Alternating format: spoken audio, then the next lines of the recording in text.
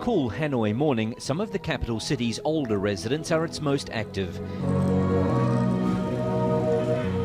They say the early hours aren't a time for rest, but a time to wake the body and mind.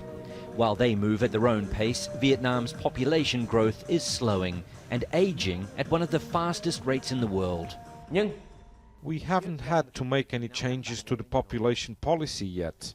And I don't think we need a big change now, but amendments only. Aging population is not putting pressure on today, but it will come tomorrow.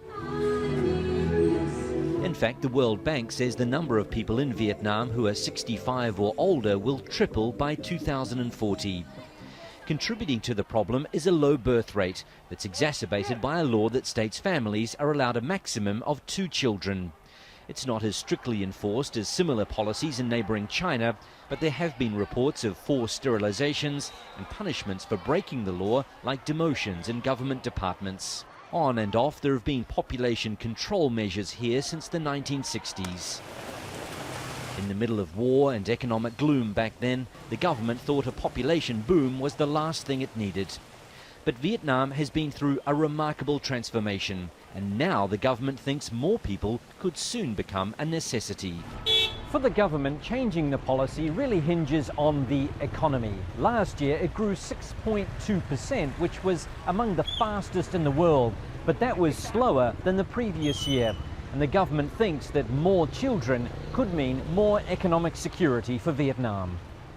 That security has already arrived for many families who believe they can now afford more children.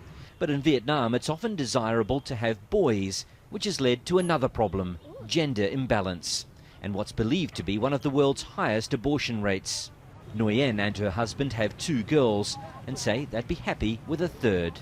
My little one says, "Mommy, can we please have another baby so we can have more fun? Actually, we don't mind having a boy or a girl." Adjustments to the policy may happen this year, but it's unlikely to result in a blanket law change and may instead target specific parts of the country. This family is hoping it'll be eligible to add a 3rd child and contribute to what could be a baby boom for Vietnam. Wayne Hay, Al Jazeera, Hanoi.